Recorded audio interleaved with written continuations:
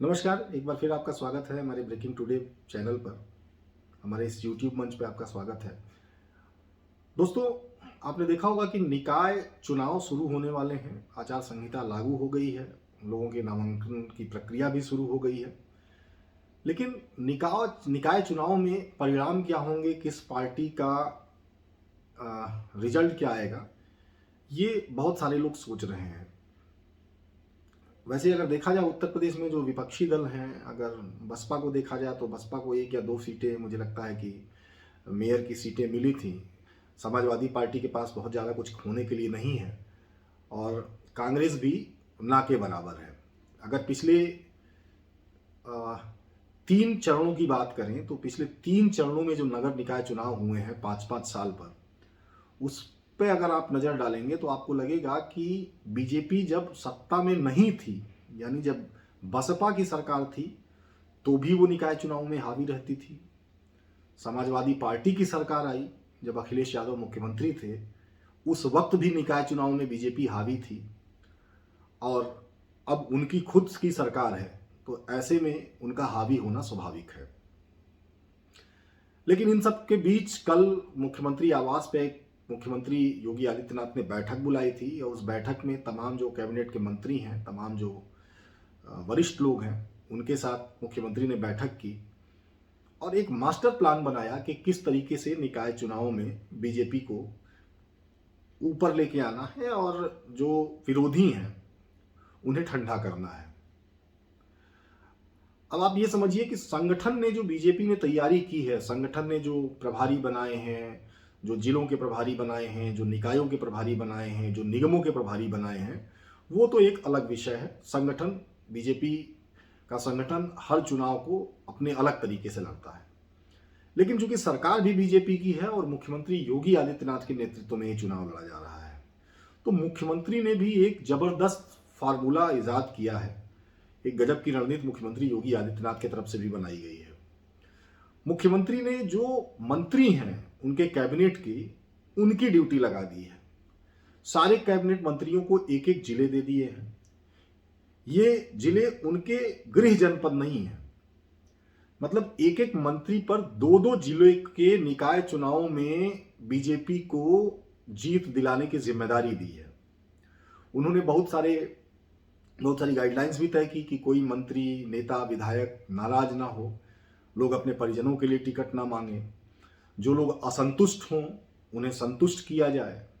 आमतौर पर जब टिकट वितरण होता है किसी भी चुनाव में, पार्टी में, तो एक लंबा चौड़ा जो वर्ग है वो असंतुष्ट हो जाता है, नाराज हो जाता है संगठन से और सरकार से।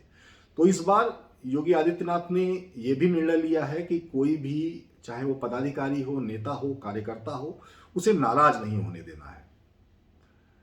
दूसरी बात, उन्होंने कहा कि जब आपने देखा होगा चुनाव आते हैं तो जो तमाम मंत्री हैं, विधायक हैं, नेता हैं सत्ता पक्ष के, वो उम्मीद करते हैं कि उनके परिवार वालों को टिकट मिल जाए। तो इससे भी, इस मामले से भी दूर रहने की नसीहत योगी आदित्यनाथ ने दी है। और जैसा कि मैंने बताया आपको कि जब उत्तर प्रदेश में बीजेपी की सरकार नहीं भी रही है, उस वक्त भी बीजेपी ने निकाय चुनाव में बेहतरीन प्रदर्शन किया है और फिलहाल इस बार तो सरकार है। लिहाजा विपक्ष ने भी बहुत सारी तैयारियां कर रखी हैं। विपक्षी जो पार्टियां हैं, खासकर बहुजन समाज पार्टी और समाजवादी पार्टी, बसपा सुप्रीमो मायावती ने तो अपनी प्रेस कॉन्फ्रेंस में कल ये दावा ही किया कि जो चुनाव कराए जाएं वो बैलेट पेपर से कराए जाएं, क्योंकि बहुत सारे देश हैं, बहुत सारी कंट्रीज हैं, वहाँ पे ईवीएम बैन है। लेकिन चूंकि उत्तर प्रदेश की नहीं, पूरे भारत की अगर बात करें तो जिस हिसाब से भारत की आबादी है और जिस तरीके से चुनाव प्रक्रिया, मतलब एक लंबी चौड़ी चुनाव प्रक्रिया है, वहाँ बैलेट पेपर से चुनाव कराना थोड़ा मुश्किल हो जाता है। इसलिए यहाँ ईवीएम से काम चलाया जाता है। लेकिन बसपा सुप्रीमो ने सबसे पहला सवाल ईवीएम पे उठा दिया है। वहीं अखिलेश यादव की अगर बात करें तो अखिलेश यादव थोड़ा नाराज हैं निकाय चुनावों को लेकर। उन्होंने भी एक गजब की रणनीति बनाई है। चूंकि जो चुनाव टले थे उसकी वजह आरक्षण थी कि निकाय चुनाव में जो आरक्षण का जो एक आरक्षण प्रणाली लागू होनी चाहिए सीटों को लेके, उस ढंग से निकाय चुनावों के लिए सरकार ने आरक्षण प्रणाली लागू नहीं की थी। लिहाजा इसको लेके मामला कोर्ट गया था और कोर्ट के बाद तमाम रिव्यू और तमाम चीज़ें हुई। उसके बाद निकाय चुनाव की घोषणा हुई और कई अभी इस मामले में याचिकाएं जो हैं वो भी कोर्ट में लंबित हैं, लेकिन फिलहाल चुनाव की घोषणा हो गई और तैयारी चल रही है। अखिलेश यादव ने क्या निर्णय लिया है? अखिलेश यादव क्योंकि अपने एम और वाई फैक्टर के साथ डी फैक्टर भी जोड़ना चाहते हैं, यानी मुस्लिम और यादव उनके जो वोटर थे पहले से, जिनके वोट मिलते रहे हैं उनको, उसके अलावा वो दलितों को भी अपने पाले में लाने की कोशिश कर रहे हैं। लिहाजा अखिलेश यादव ने भी एक गजब की रणनीति बनाई है। उन्होंने कहा कि जो आरक्षण प्रणाली निकाय चुनाव में लागू की गई है वो सही ढंग से सरकार ने लागू नहीं की है। लिहाजा जहां भी, चाहे ओबीसी हो, एससी हो, एसटी हो, जहां भी जिस निकाय में उनकी जनसंख्या ज़्यादा होगी और सरकार ने वहां सीट अगर सामान्य कर रखी है तो वहां वो ओबीसी या दलित ही चेहरा या प्रत्याशी मैदान में उतारेंगे।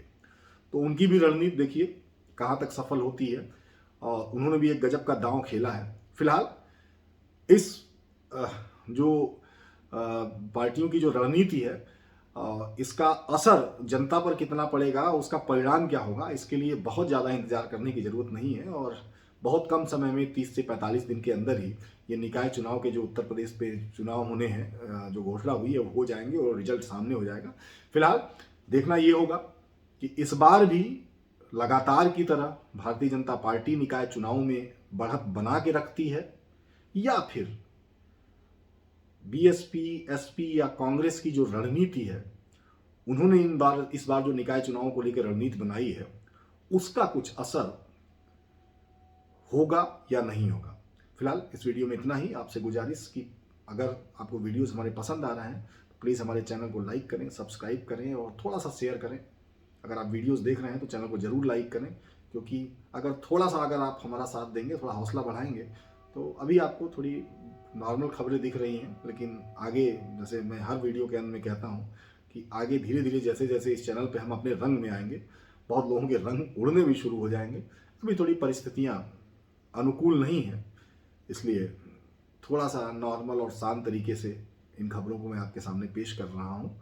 और मेरी आपसे गुजारिश है कि प्लीज़ प्लीज़ प्लीज़ अगर आपको हमारे वीडियोस पसंद आ रहे हैं या हमारी बातें पसंद आ रही हैं तो हमारे चैनल को सब्सक्राइब जरूर कर लें। नमस्कार।